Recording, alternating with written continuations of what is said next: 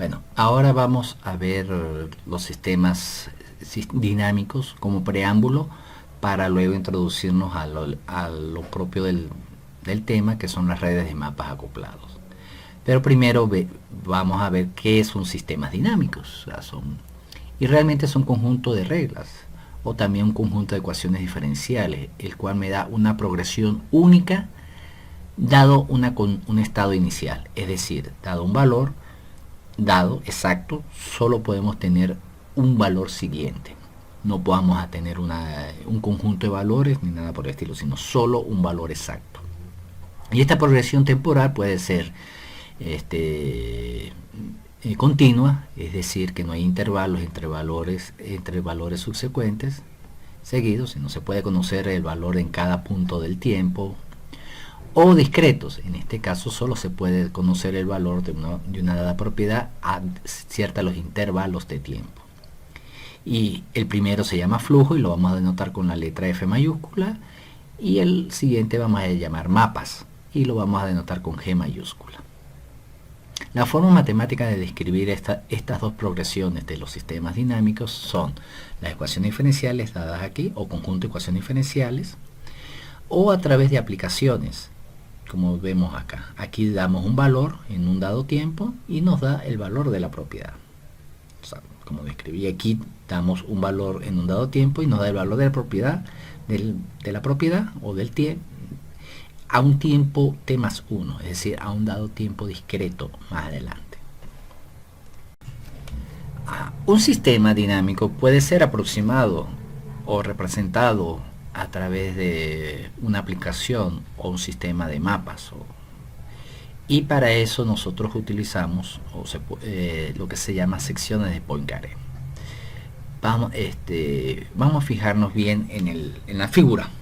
Aquí tenemos un sistema dinámico, el cual tiene esta estructura en el espacio, y nosotros podemos hacer una representación del medio si nosotros colocamos una sección transversal a la imagen, a la superficie que se forma acá, y vemos que el flujo de la dinámica pasa a través del plano. El plano puede representar la aplicación, o sea, dado un tiempo t, damos una vuelta y llegamos a un tiempo t más 1, otra vuelta y un tiempo t más 2, y de esa manera nosotros podemos encontrar una actividad, una aplicación, perdón, y tener por lo tanto una aplicación y representarlo de manera discreta. Entonces podemos decir que cualquier sistema continuo puede ser representado a través de un sistema discreto, de manera más o menos sencilla. Caso contrario, teóricamente se podría hacer, pero es difícil, realmente difícil encontrar cómo de un dado sistema discreto encontrar toda una superficie.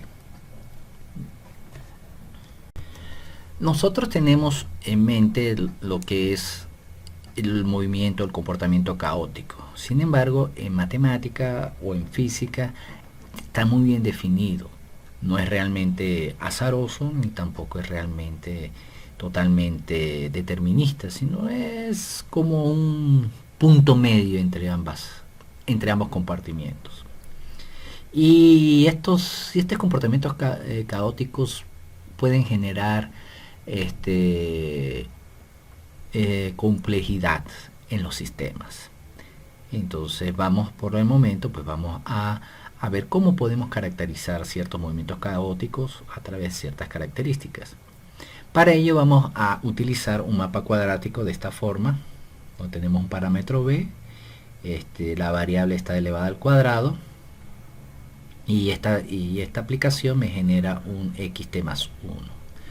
Este mapa es familia del mapa logístico, muy utilizado para varios sistemas, y donde b y r, como ya mencioné, son constantes.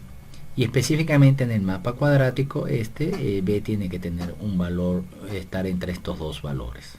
Ya veremos por qué. También vamos a ver aquí lo que son los puntos fijos, que no es más que un valor que se introduce en la aplicación en una función y me genera el mismo valor, es decir, que la dinámica se me estanca en un punto, en este caso x asterisco.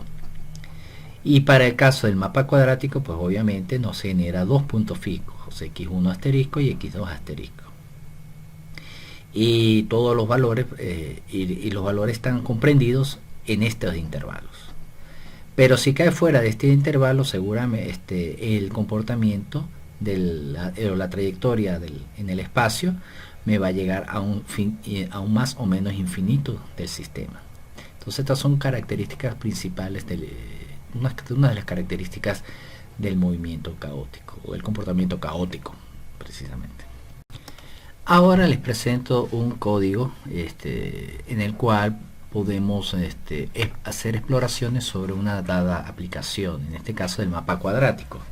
Aquí definimos el parámetro en 1.5, en el cual está dentro del parámetro, dentro de la región donde se debe encontrar el parámetro.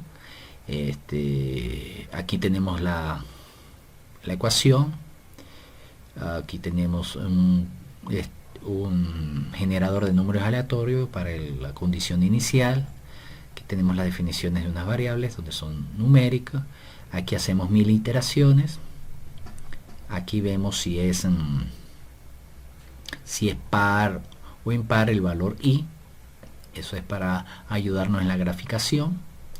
Y aquí tenemos los valores de hx y hy, el cual va a ser hx va a ser el valor actual, hy el valor siguiente, y aquí los vamos guardando y colectando. Aquí nosotros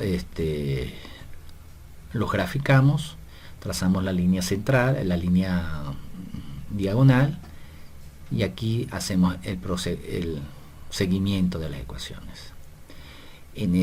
Aquí tenemos el programa ya escrito, transcrito en un script ya guardado, y aquí podemos generarlo, el programa de punto fijo, y se genera de esta manera. Como vemos, aquí vemos una progresión del valor de la dinámica. No vemos aquí bien los puntos fijos, pero sí vemos que la dinámica es un poco complicada. Podemos cambiar el parámetro, ahora que no sea 1.5, sino vamos a hacer un poquito más pequeño, 0.5. Lo guardamos y volvemos a generar la dinámica. Y aquí llegamos a uno de los puntos fijos. Aquí empieza la dinámica en 0 y llega hasta un punto fijo, que es este. Podemos representar otro, por ejemplo, en 0.8, volvemos a guardar y volvemos a hacer la dinámica. Y ya aquí llegamos a un estado estable. Podemos volver a repetir con otro valor, condición inicial, y volvemos a llegar al mismo punto. Llegamos varias veces. Entonces, con este programa ustedes pueden jugar y ver cómo es el comportamiento de los mapas según el parámetro y los valores. Aquí vamos a poner 1.8 y tenemos que es bastante caótico. Y podemos suponer que es caótico, ya que tenemos regiones donde no está el sistema, en donde no cae el sistema. Puede ser que no llegue por falta de tiempo, o sencillamente no les sea permitido. Pero bueno, para eso lo vamos a explorar más de manera más detallada más adelante, y sabremos cómo hacerlo. Ahora vamos a hablar de la estabilidad de los puntos fijos. Para ello nosotros aplicamos esta técnica. Es la derivada de la aplicación en el punto fijo. Si esta derivada es menor que 1, esa condición implica que el punto es un punto fijo estable. Sin embargo, si es mayor que 1, es inestable. En el caso de nuestro ejemplo, a partir de un valor de b igual a 3/4, el punto se vuelve inestable porque su derivada alrededor del punto, en el punto fijo, es mayor que 1. Entonces este punto deja de ser estable. Para visualizar esto, nosotros podemos tener el siguiente diagrama de bifurcación y lo construimos con este algoritmo. Aquí tenemos el valor, algunos parámetros, el contador K, el parámetro B. Tenemos que generamos dos variables P y M con 100.000 iteraciones. Generamos 200 iteraciones acá, en el cual vamos a introducir 10.000 valores aquí, el cual vamos a graficar. Generamos los 10.000. Después de estos 10.000, si no se cumple esta condición, se guarda en este estado. Esta estructura me ayuda a hacer la gráfica, o sea, me va a dar el valor X y el valor Y en pares. Entonces, porque en una dada iteración el valor Y, el valor Y va a pasar en la siguiente iteración, el valor Y va a pasar a valor X y así sucesivamente. Entonces, para la gráfica nos va a ayudar mucho. Y aquí vamos a barrer el parámetro desde un valor dado en 0.01 y después vamos a graficar estos valores. Aquí tenemos el código ya escrito en script y aquí vamos a graficar lo que es un diagrama de bifurcación. Aquí está. Tarda un poco. Y aquí salió. Entonces nosotros hemos barrido el parámetro desde b igual a 0 hasta b igual a 2. Entonces desde b es 0, por ejemplo 0.5 es un punto estable. Después llegamos a una bifurcación como lo vimos. Después esta bifurcación se vuelve a abrir. Aquí hay más, esto se llama duplicación de periodo. Aquí se me vuelve a abrir y ya llega a un régimen caótico con ventanas de periodicidad que aquí la observamos. Pueden hacerlo de manera, pueden hacer un barrido más pequeño en este intervalo y encontrarán sistemas que son autosimilares en todo su conjunto. Como vimos, el movimiento caótico se caracteriza por tener órbitas periódicas. Entonces, ¿en qué consiste matemáticamente esta órbita periódica? Es sencillamente donde nosotros introducimos una variable y hacemos la aplicación consecutivamente, es decir, varias veces, específicamente m veces, y volvemos a obtener el mismo valor. Entonces esta es la definición. Específicamente, órbitas periódicas 2 o periodo doble es cuando nosotros hacemos la aplicación dos veces y obtenemos el mismo valor. En el caso que nos atañe, se puede escribir de esta manera y vamos a encontrar que tenemos órbitas periódicas solo si b es igual a 3/4, como era de esperarse. Entonces de esa manera nosotros podemos calcular las periodicidades de todos los mapas o al menos de todos los mapas en la cual nos enfrentamos. Continuamos con la caracterización del movimiento periódico. Aquí nosotros podemos aplicar la regla de la cadena en las aplicaciones. Entonces nos daría primero la derivada de un punto multiplicado por la derivada del otro punto fijo y obtendríamos este valor. De la condición esta de la derivada tal que sea menor que 1, de la derivada en los puntos tal que sea menor que 1, con esto obtenemos que para que sea un periodo doble es necesario que el parámetro b esté entre 3/4 y 5/4. Y vemos que aquí tenemos un punto fijo y aquí tenemos en la siguiente iteración el segundo punto fijo. Entonces esa es una manera de caracterizar los movimientos caóticos de periodo, los movimientos caóticos o el periodo doble específicamente. Bueno, vamos a ver unas características del periodo doble. Un punto fijo x también lo es en su derivada. fx o en su segunda aplicación, perdón. Si un punto fijo es inestable con respecto a fx, también lo será en su aplicación. Para un valor de b mayor que 3/4, el punto fijo x2 se hace inestable y se crea una órbita estable de periodos x1 y x2, y es creada mediante la bifurcación. Es decir, cuando uno pasa un umbral como el que tenemos acá, este umbral de acá, se forma el periodo doble, y este deja de ser, el punto fijo, este deja de ser inestable, se vuelve inestable y entra a un periodo 2. Ahora, ¿qué más tenemos?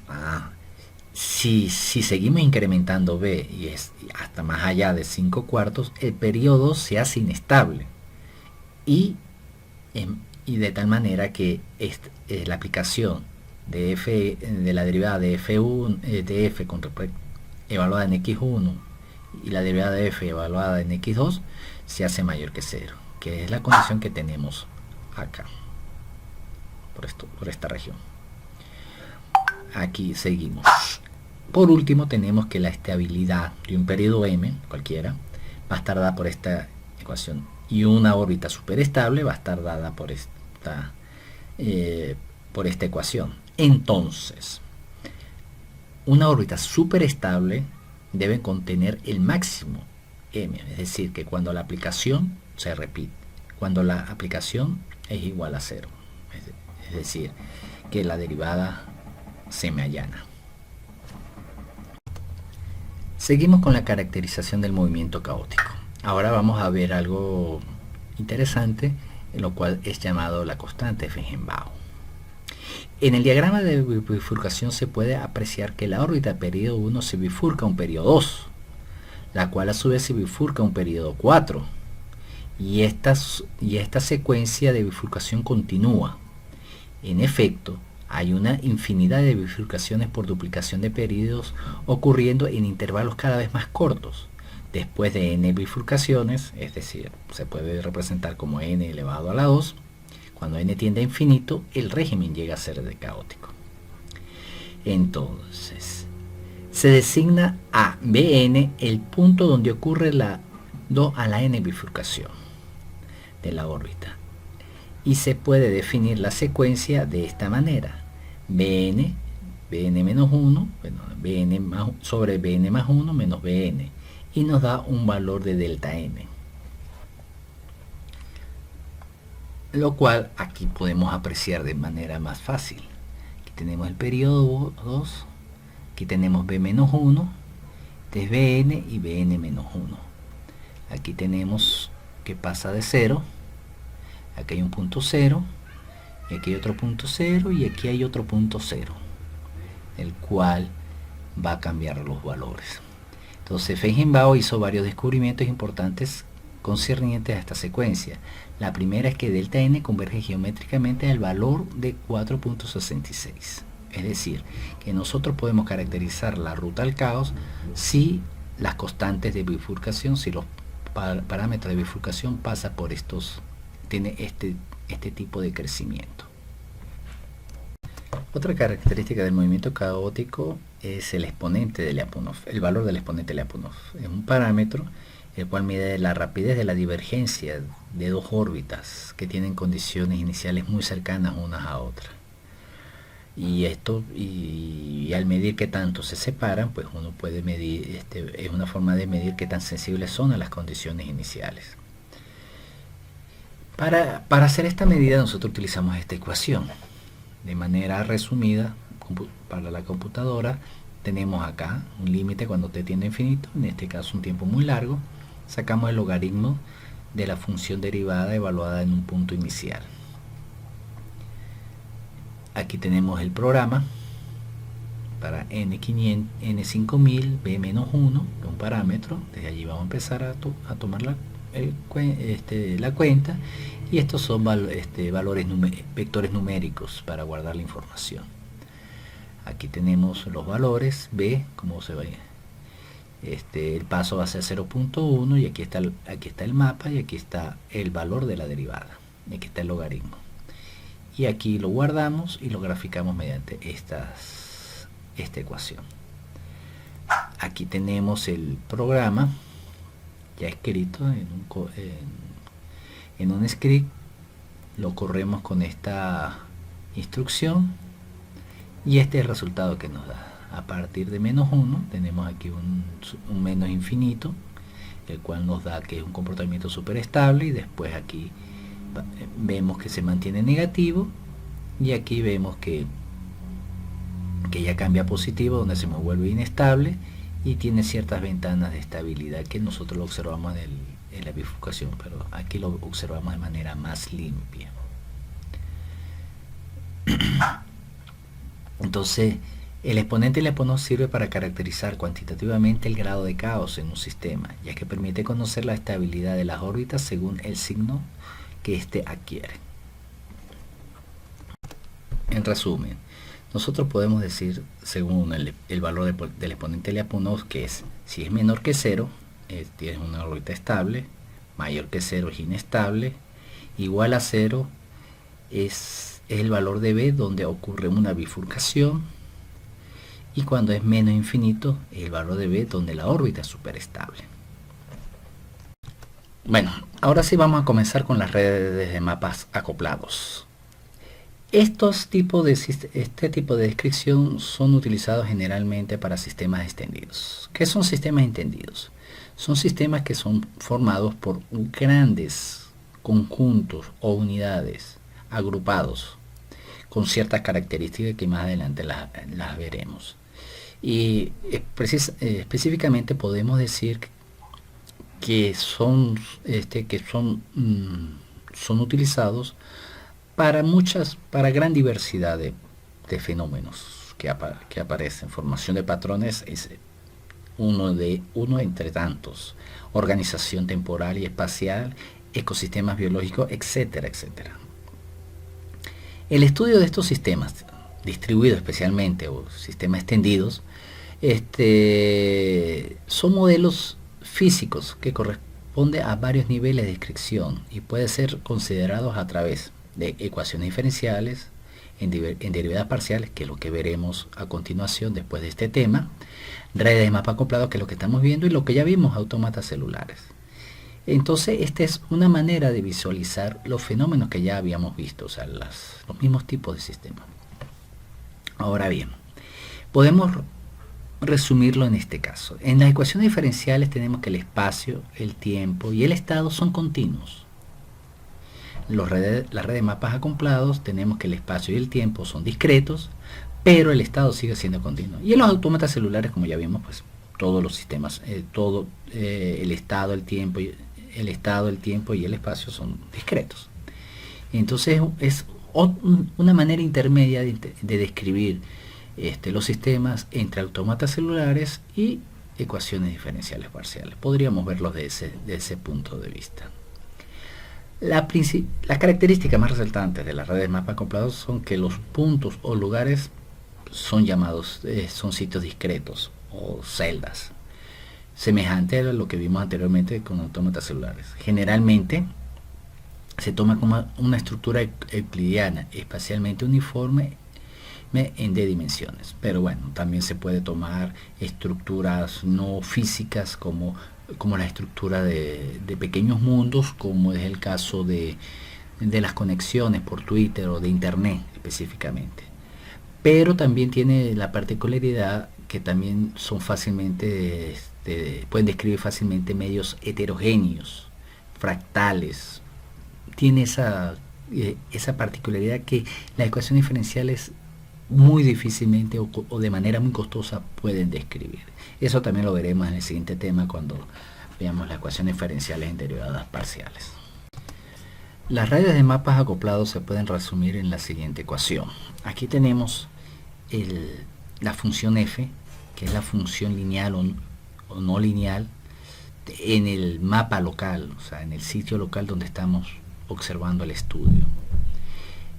Aquí tenemos el epsilon, aquí es una función de acoplamiento, el cual me dice cuál es la fuerza de interacción entre el sitio local y su vecindad. La vecindad está definida a su vez por un conjunto omega i, que son todas las celdas vecinas a la celda local I, y G son las funciones lineales o no lineales de cada uno de sus vecinos.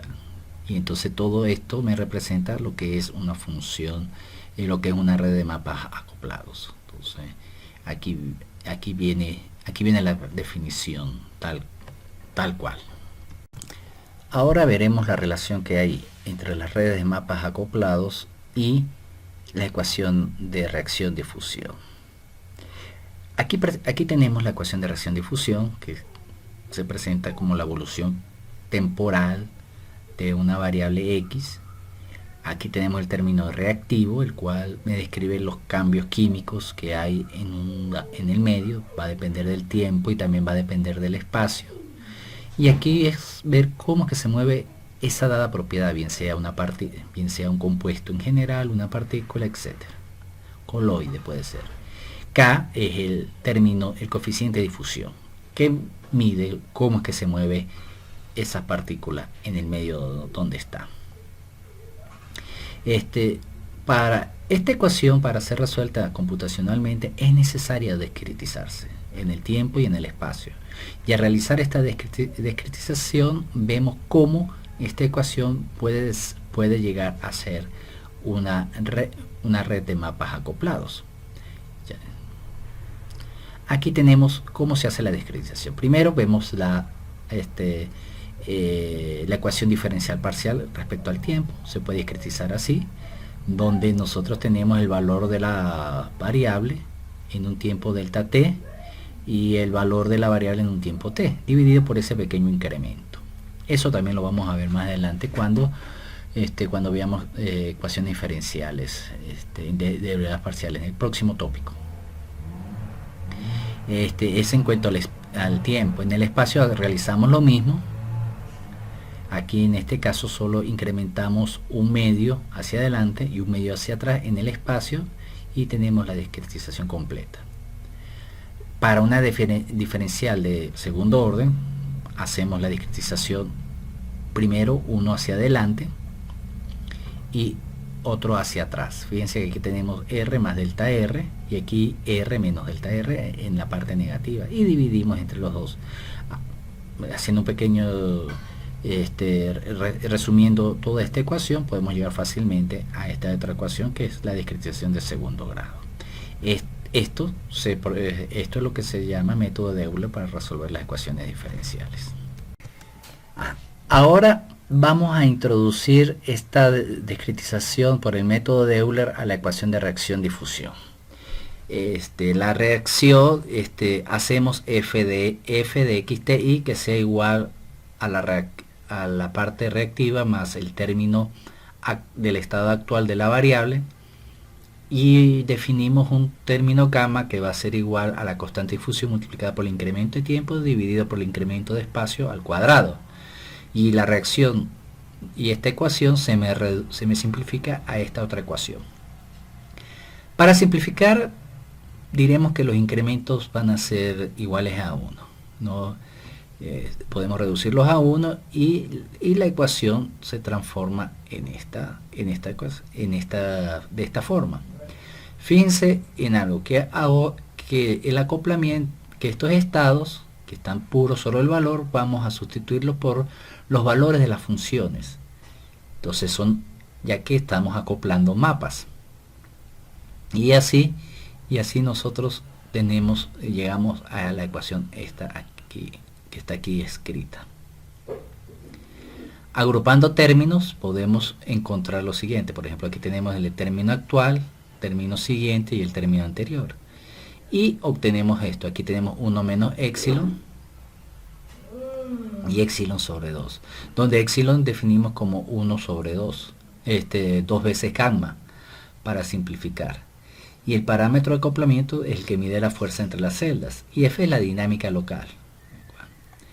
En consecuencia, los procesos antes mencionados, reacción-difusión, suceden consecutivamente. En este caso se dice que tales sistemas dinámicos están construidos con acoplamiento laplaciano.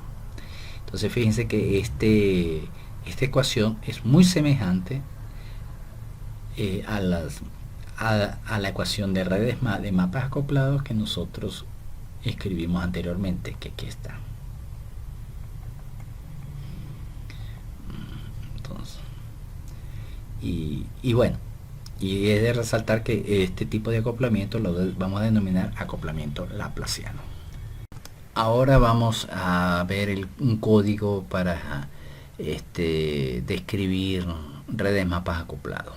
Aquí tenemos 5 librerías que básicamente la utilizamos es para generar los gráficos, los parámetros, tiempo 200 de una altura, de un tamaño 100%, una variable lógica t, y el frame que va a tener un arreglo según el tiempo y según según el tamaño del sistema, y la matriz de vecindad que va a ser una vecindad de 8 vecinos.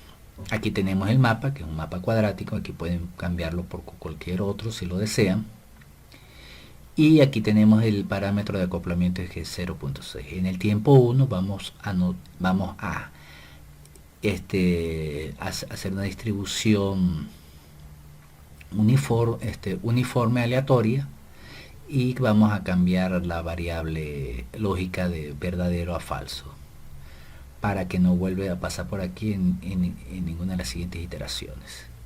Aquí vamos a coleccionar los valores de los frames de la matriz, y aquí están los valores. Aquí está mi vector de vecindad, y aquí vamos a recorrer todas esas vecindades, el cual aquí voy a tener el valor y cuáles serán mis vecinos. Aquí en esta parte en especial, aquí voy a tener la red de mapas acoplado. Aquí tenemos epsilon menos 1 multiplicado por epsilon y la sumatoria de todos los valores de sus vecinos dividido entre 8. Esta sumatoria que está aquí la hemos encontrado anteriormente, aquí con esta sumatoria que está acá, y después actualizamos el frame con el nuevo estatus, y aquí tenemos las figuras que vamos a graficar. Nuevamente aquí tenemos el script de todo lo que nosotros hemos explicado, y los resultados van a estar acá. Aquí tenemos el tiempo inicial totalmente aleatorio, y después se van conformando redes de estructuras espaciales. Aquí las estructuras son más pequeñas y aquí ya se congelan un poco. ¿Qué pasa si nosotros ahora cambiamos el parámetro de acoplamiento? Por ejemplo, de 0.6 a 0.16, un parámetro relativamente bastante bajo, de hecho. Si nosotros hacemos eso y lo corremos, ya lo he corrido con anterioridad porque tarda un poco, vemos que las estructuras se mantienen, o sea, o mejor dicho, las estructuras no son tan grandes. Si nosotros agrandamos el sistema, vemos que el sistema aún sigue siendo un poco homogéneo, no como el caso anterior de 0.6, donde las estructuras están muy bien definidas, con regiones muy claras entre ellas. Aquí ya no lo es tanto. Entonces, efectivamente, el acoplamiento es un parámetro importante para la formación de patrones espaciotemporales. Siguiendo con el caso acá, ¿qué es lo que podemos decir de las redes mapas acoplados? Las redes mapas acoplados han revelado una nueva clase de universalidad cualitativa en fenomenología, es decir, una nueva fenómenos que aparecen en la naturaleza, pero sin embargo hay cosas que aparecen con estos sistemas tan sencillos: bifurcación espacial y caos congelado. Por ejemplo, nosotros sabemos que en el planeta Júpiter hay una tormenta que por lo menos tiene desde Galileo, que fue quien observó por primera vez el planeta Júpiter, y todavía esa mancha, la mancha roja, todavía existe. Hay selección de patrones zigzag, eso se ha encontrado en redes de mapas acoplados, tales como las líneas de las cebras, difusión caótica de defectos, donde los defectos influyen en la formación de patrones, intermitencia espaciotemporal, turbulencia de un solitón, también se ha observado con patrones, con redes de mapas acoplados, ondas viajeras. Por ejemplo, en Japón han hecho estudios sobre los crecimientos de los árboles y se forman ondas. Bifurcación espacial para flujo descendente en un sistema abierto también se ha logrado con redes de mapa acoplado. Entonces una gran diversidad de fenómenos, o sea, se pueden describir o se pueden observar con este sencillo sistema de forma o modelo de descripción.